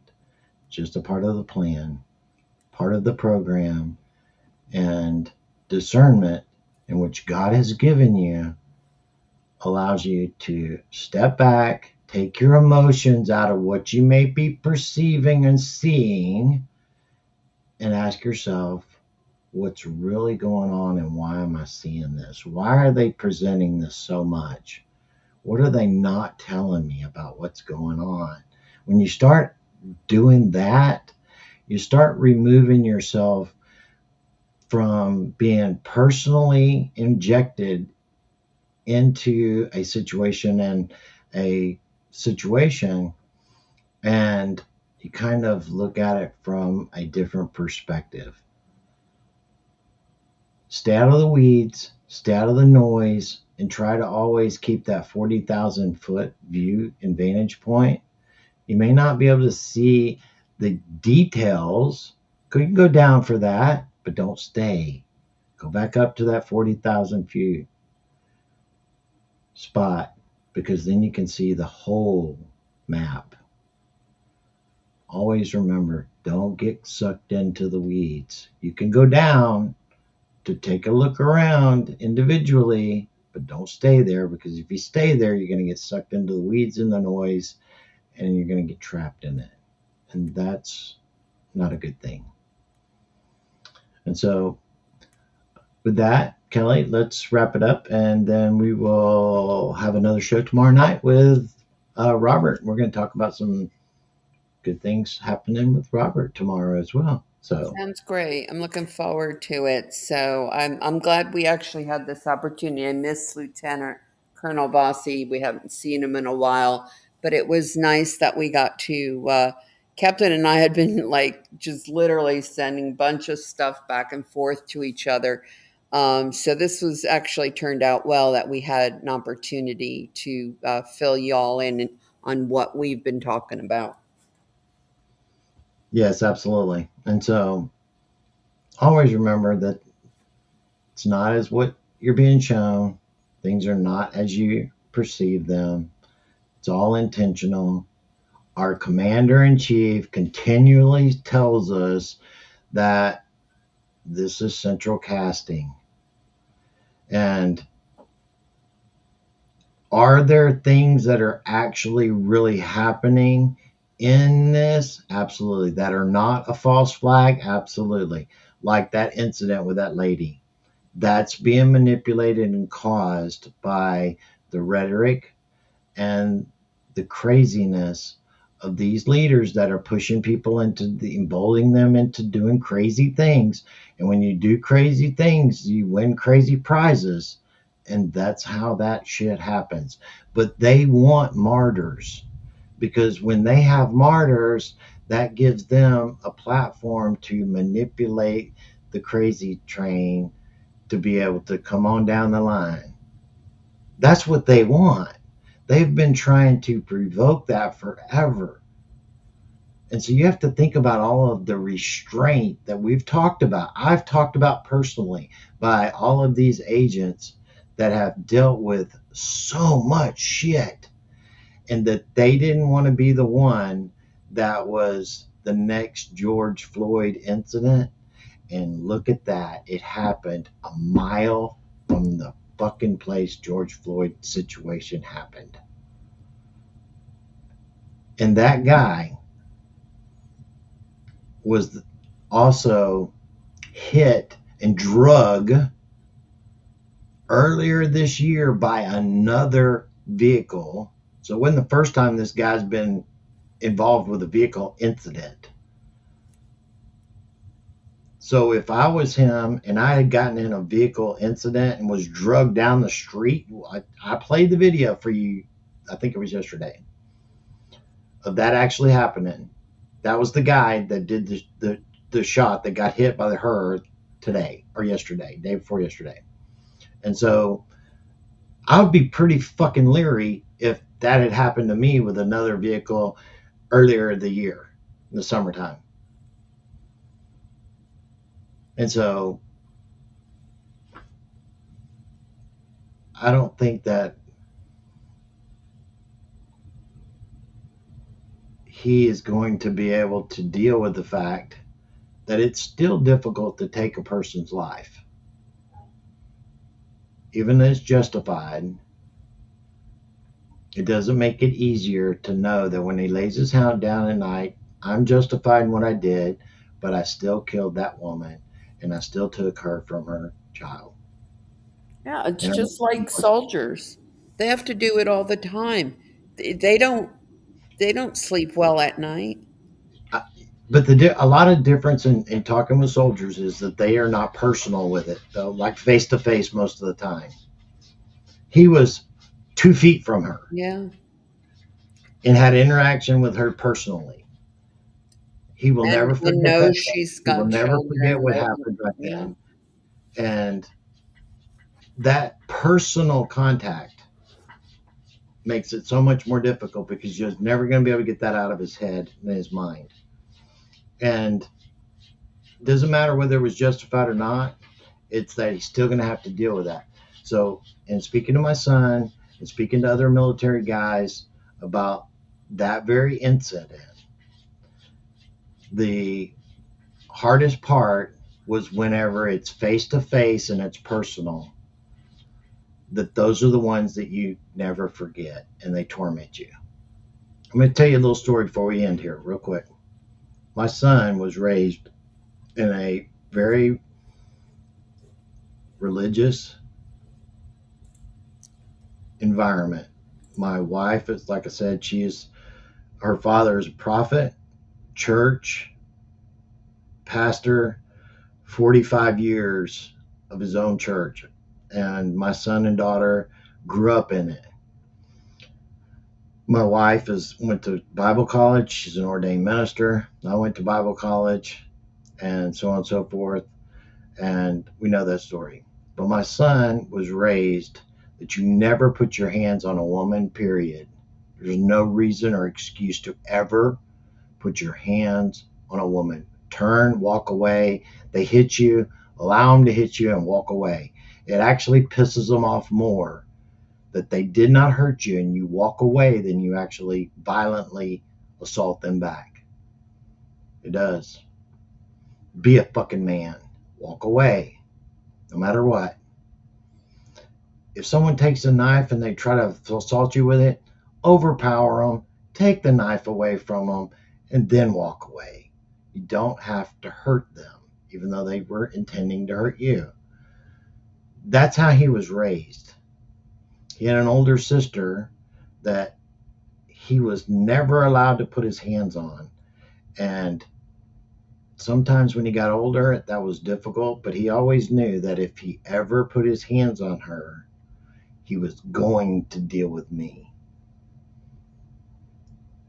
And the first person my son ever had to actually eliminate, to unalive in combat, they were clearing a house in Afghanistan. And they went into a room. His battle buddy went in first. He was right behind, went the opposite direction. One went left, one goes left. And whenever they did, she came out with an AK and was pointed directly at his battle buddy, and he shot her dead. Point blank range. First person my son ever had to kill was a fucking woman. You know how hard that is for a person to deal with that had moralities that you never put your hands on a woman? That was the first person he had to kill. Was it justified? It was. 100%. He still suffers from PTSD from that very experience today.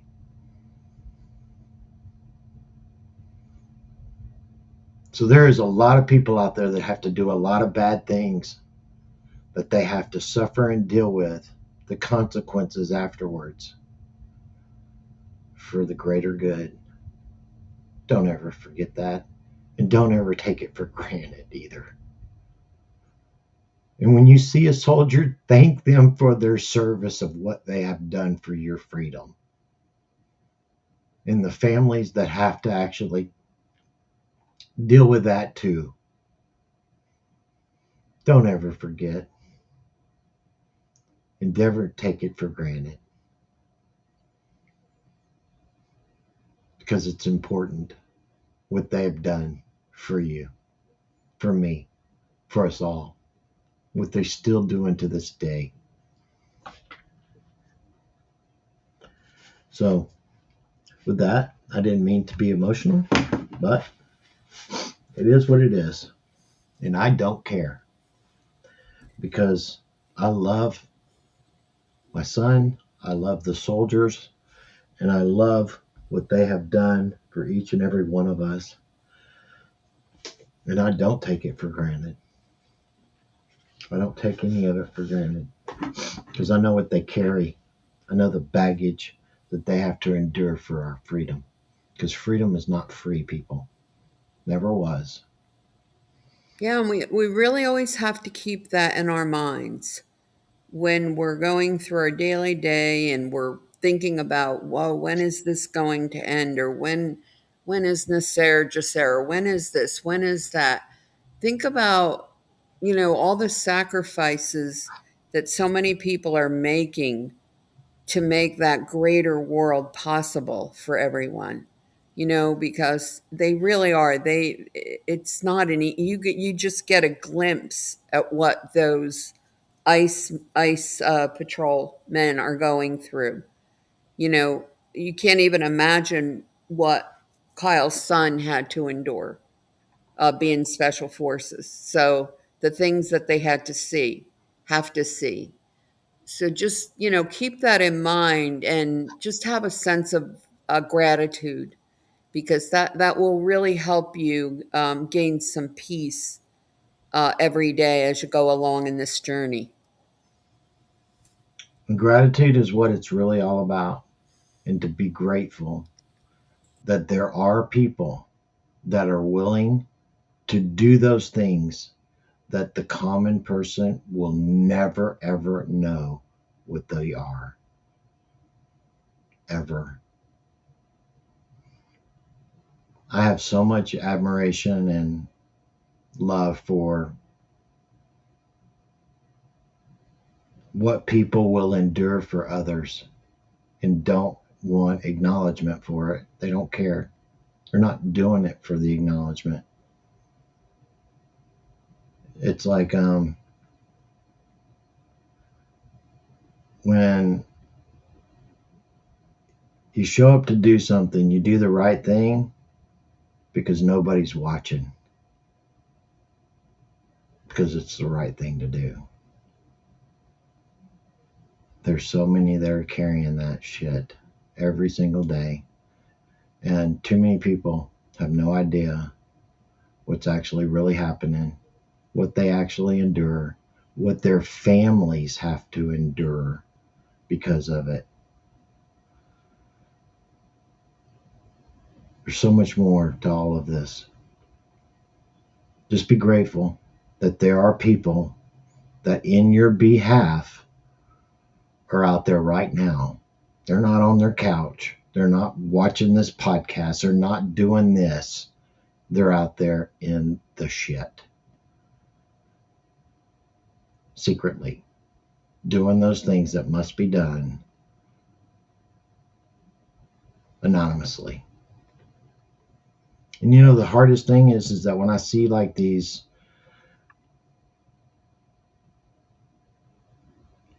guys get killed and they go down in helicopters and it's like a whole unit, and they didn't die in a fucking helicopter incident and a thing. They died in an operation that went sideways, and that's the cover story.